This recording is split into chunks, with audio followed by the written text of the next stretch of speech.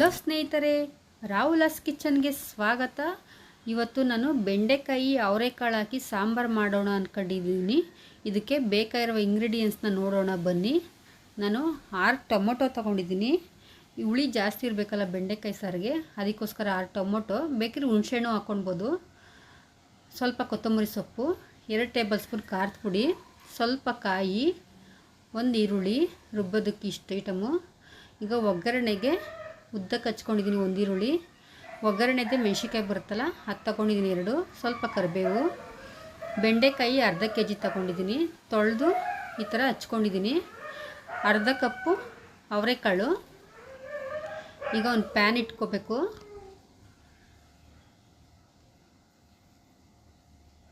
ಪ್ಯಾನ್ಗೆ ಈಗ ಅವರೆಕಾಳು ಹಾಕ್ಕೊಂಡು ಹುರ್ಕೊಳ್ಬೇಕು. ಇದನ್ನು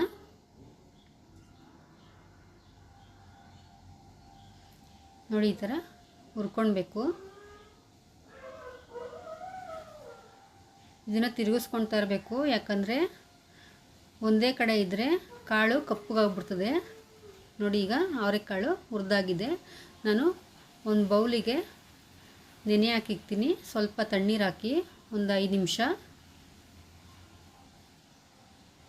ನೋಡಿ, ಈಗ ಬನ್ನಿ ಮತ್ತೆ ಒಂದು ಪ್ಯಾನ್ ಇಟ್ಕೊಂಡು ಬೆಂಡೆಕಾಯಿ ಹುರಿಬೇಕು.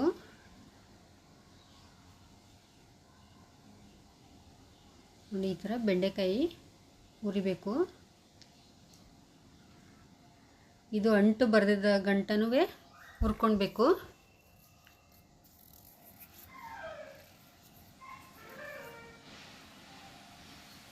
ಸ್ವಲ್ಪ ಎಣ್ಣೆ ಹಾಕ್ಕೊಂಡು ಹುರ್ಕೊಂಡ್ರೆ ಬೇಗ ಅಂಟೋಗುತ್ತೆ. ಈಗ ನೋಡಿ, ಹುರ್ಕೊಂಡಾಗಿದೆ.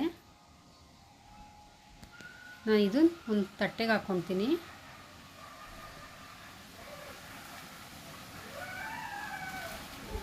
ಈಗ ಮಿಕ್ಸಿ ಜಾರಿಗೆ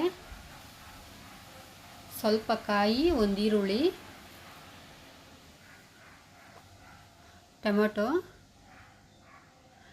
ಇದ್ರ ಜೊತೆಗೆ ಸ್ವಲ್ಪ ಹುಣಸೆಹಣ್ಣು ಹಾಕೊಂಡ್ರೂ ಆಗುತ್ತೆ. ಈಗ ಇದು ಸ್ವಲ್ಪ ಗ್ರೈಂಡ್ ಆಗಬೇಕು. ಮತ್ತು ಈಗ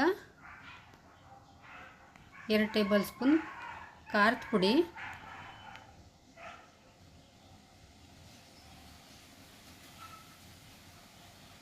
ಸ್ವಲ್ಪ ಕೊತ್ತಂಬರಿ ಸೊಪ್ಪು,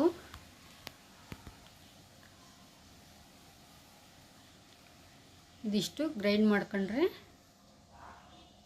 ಬೆಂಡೆಕಾಯಿ ಸಾರಿಗೆ ಮಸಾಲೆ ರೆಡಿಯಾಗಿದೆ. ಈಗ ಒಂದು ಕಡಾಯಿ ಇಟ್ಕೊಂಡು 2 ಟೇಬಲ್ ಸ್ಪೂನ್ ಎಣ್ಣೆ ಹಾಕಬೇಕು.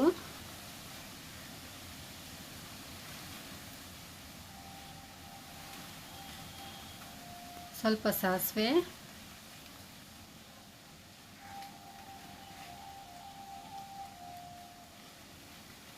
ಈಗ ಈರುಳ್ಳಿ, ಕರಿಬೇವು, ಮೆಣಸಿನ್ಕಾಯಿ ಒಗ್ಗರಣೆ ಕೊಡಬೇಕು. ಇದು ಫ್ರೈ ಆಗಬೇಕು ಸ್ವಲ್ಪ.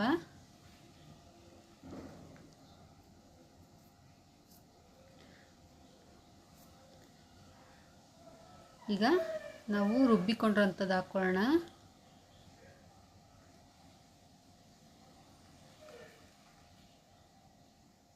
ನೋಡಿ, ಈಗ ಜಾರಲ್ಲಿ ಸ್ವಲ್ಪ ಉಳಿದಿರುವಂಥಕ್ಕೆ ನೀರು ಹಾಕ್ಕೊಂಡು ಸ್ವಲ್ಪ ಅಲ್ಲಾಡಿಸ್ಕೊಂಡು ಅದಕ್ಕೆ ಹಾಕ್ಕೊಂಡ್ರೆ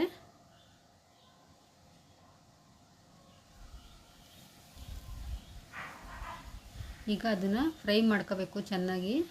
ಎಣ್ಣೆ ಬಿಡೋ ಗಂಟ ಫ್ರೈ ಆಗಬೇಕಿದು, ಹಸಿ ಸ್ಮೆಲ್ ಹೋಗೋ ಗಂಟ. ನಾನು ಮತ್ತೆ ಒಂದು ಕಡೆ ಬಿಸಿನೀರು ಇಟ್ಕೊಂಡಿದ್ದೀನಿ.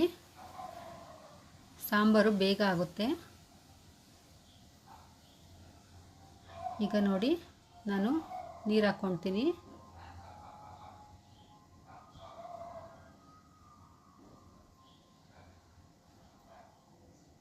ನಿಮಗೆ ಎಷ್ಟು ತಿಕ್ನೆಸ್ಸಾಗಿ ಸಾಂಬಾರು ಬೇಕು ಅಷ್ಟು ತಿಕ್ಕಾಗಿ ಸಾಂಬಾರಿಗೆ ನೀರು ಹಾಕ್ಕೊಳ್ಳಿ.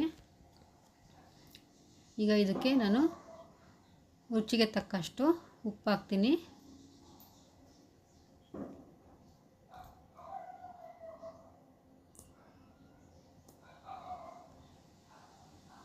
ಈಗ ನೋಡಿ, ನಾನು ಉಪ್ಪು ಹಾಕಾಯಿತು. ಈಗ ಒಂದು ಕಡೆ ಎಲ್ಲ ಮಿಕ್ಸ್ ಮಾಡಿಕೊಂಡು ಸಾಂಬಾರು ಕುದಿಯೋದಕ್ಕೆ ಬಿಡ್ತೀನಿ ಒಂದು 5 ನಿಮಿಷ. ಈಗ ನಾನು ನೆನೆ ಹಾಕಿರುವಂಥ ಅವರೆಕಾಳನ್ನ ಹಾಕ್ಕೊಳ್ತೀನಿ. ಈಗ ಮತ್ತೆ ಇದು ಒಂದು 10 ನಿಮಿಷ ಕಾಳು ಬೇಯಬೇಕಿದು, ಅಲ್ಲಿಗಂಟ ಕುದಿಯೋದಕ್ಕೆ ಬಿಡ್ತೀನಿ.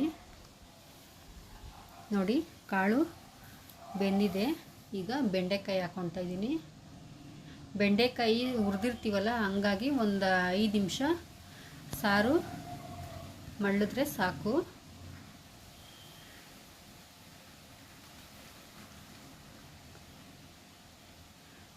ನೋಡಿ ಈಗ ಎಷ್ಟು ಚೆನ್ನಾಗಿ ಬಂದಿದೆ. ಈಗ ಸಾರು ಮಳ್ತಿದೆ. ಈಗ ನಾನು ಸ್ಟವ್ ಆಫ್ ಮಾಡ್ಕೊತೀನಿ. ಸಾರು ರೆಡಿ ಆಯ್ತು. ಈಗ ನಾನು ಬೌಲಿಗೆ ಸರ್ವ್ ಮಾಡ್ಕೊತೀನಿ. ನೋಡಿ ರೆಡಿ ಆಯಿತು. ಇದು ಮುದ್ದೆ ಜೊತೆಗೆ ನಾವು ಸರ್ವ್ ಮಾಡ್ಕೊಂಡ್ರೆ ತುಂಬಾ ಚೆನ್ನಾಗಿರುತ್ತೆ. ನಿಮ್ಗೆ ಇಷ್ಟ ಆಗಿದ್ದಲ್ಲಿ ನೀವು ಮಾಡಿ ನೋಡಿ. ಇಷ್ಟ ಆದರೆ ಲೈಕ್ ಮಾಡಿ, ಶೇರ್ ಮಾಡಿ, ಕಮೆಂಟ್ ಮಾಡಿ, ಸಬ್ಸ್ಕ್ರೈಬರ್ ಆಗಿ ಪ್ಲೀಸ್. ಬೆಲ್ ಐಕನ್ನ ಕ್ಲಿಕ್ ಮಾಡಿ. Thank you.